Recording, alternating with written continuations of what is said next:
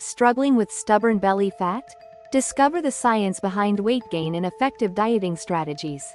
In this video, we'll dive deep into the science of weight gain, exploring how our bodies store excess calories and the role of genetics, hormones, and diet in this process.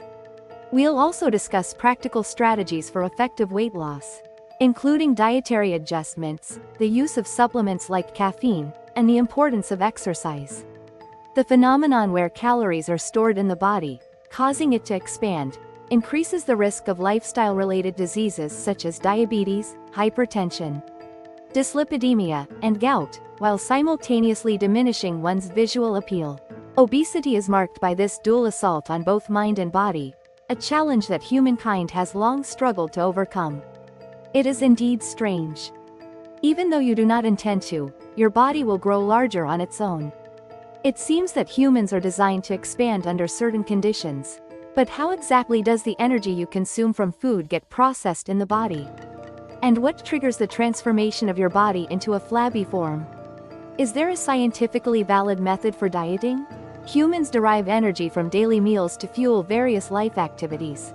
If the word energy is difficult to grasp, think of it as calories. When the calories you consume daily exceed the calories you burn, the excess energy is stored as triglycerides in fat cells. The cells that specialize in fat storage are called white adipose cells, which are found under the skin and in visceral fat, and these areas tend to swell. When there is an energy shortage due to fasting or exercise, these cells break down the stored triglycerides into fatty acids and release them outside the cell. This process is what is commonly referred to in the dieting industry as fat burning. The fatty acids produced are transported through the bloodstream to muscles and brown adipose cells throughout the body, where they are converted into energy.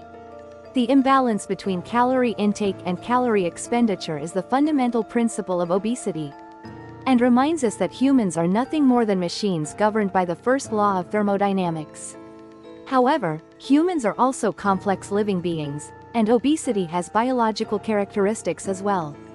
For example, when considering obesity from the perspective of cellular energy consumption, genetic factors play a significant role, with heritability estimated at 40% to 75%.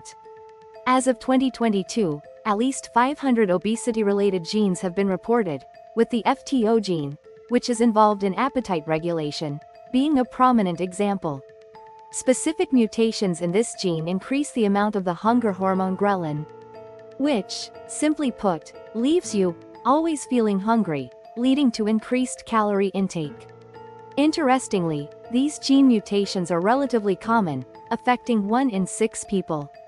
Additionally, when the action of the satiety hormone leptin is genetically weakened, it induces a state where you don't feel full even after eating, again increasing calorie intake. The mechanism of storing excess energy for tomorrow may seem like an excellent emergency measure at first glance.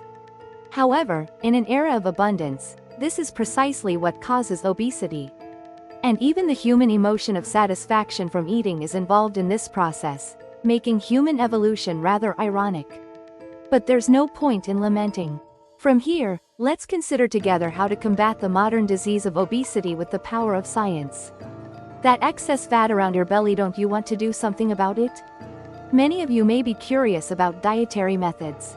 There are various approaches, but among them, carbohydrate restriction has garnered significant attention.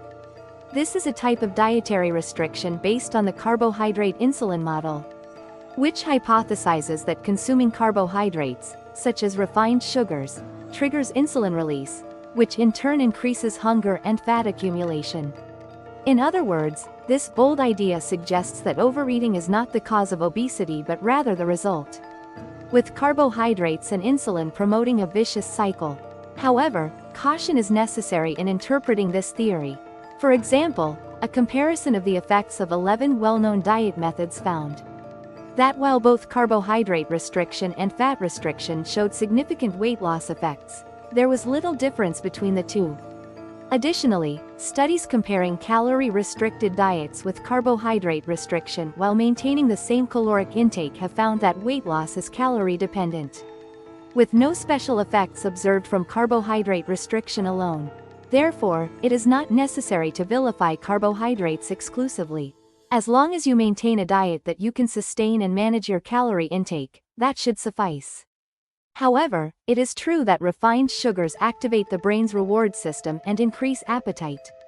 Furthermore, carbohydrates are inherently high in energy and can significantly disrupt your calorie balance. Therefore, it is a reasonable decision to restrict carbohydrates to some extent to prevent your brain from entering an appetite runaway mode and to avoid excessive calorie intake. Let's also discuss diet supplements and anti-obesity drugs. Indeed, some ingredients have been shown to have weight loss and appetite suppressant effects. For example, glucomannan, a water-soluble dietary fiber, promotes a feeling of fullness by expanding in the stomach. But its effects are limited, and it remains a battle with appetite. Additionally, the drug orlistat suppresses fat absorption, causing about 30% of the fat in your diet to be excreted from your body, making it a popular anti-obesity drug. However, it is not entirely safe, as it can cause side effects such as diarrhea and stearia.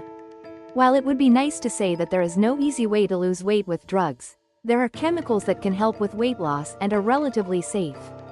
Interested? Alright, let me introduce you to one. Its name is caffeine, a chemical found in coffee and green tea. Caffeine has a stimulating effect, and when consumed, it causes the release of a neurotransmitter called norepinephrine in the body. This binds to the adrenergic receptors in white adipose cells, turning on the fat-burning switch. Various other mechanisms have been proposed, and the situation is complex, but their effects are noteworthy. For example, there are cases where taking 3 mg of caffeine per kilogram of body weight twice a day improved fat-burning efficiency. And there are reports that consuming 100 mg of caffeine increased resting metabolic rate by approximately 3% to 4%. It's worth trying. Since all you need to do is drink coffee before exercise, I encourage you to give it a try while considering your own caffeine sensitivity. The final keyword in dieting is exercise. Even if you switch your body into fat-burning mode, it won't mean anything if you don't use the resulting fatty acids. Aerobic exercises like walking, jogging, and swimming are effective for both burning and consuming fat, so it's best to start with these types of exercises. However, if you want to boost the effect, there is one small thing to consider regarding timing. Fat burning is the body's backup function in a state of energy depletion, so if you're going to exercise, it's more efficient to do so on an empty stomach. In this state, adding caffeine, which acts as a legal diet supplement, can be expected to further enhance the effect. You humans have evolved your bodies into energy storage devices. And in this universe, there exists a beautiful rule known as thermodynamics.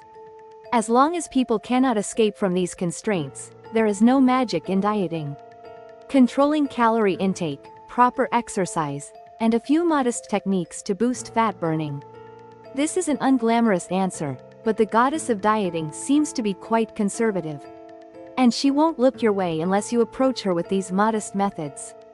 The key is to find a method that you can continue with, put it into practice, and eventually turn it into a habit. This is the ultimate diet method, and the hints are scattered throughout this video. I hope that this information can help you lose even 1 gram of weight, but what do you think? Thank you for watching. Don't forget to like, comment, and subscribe for more insightful content. Take care and see you in the next video. Goodbye.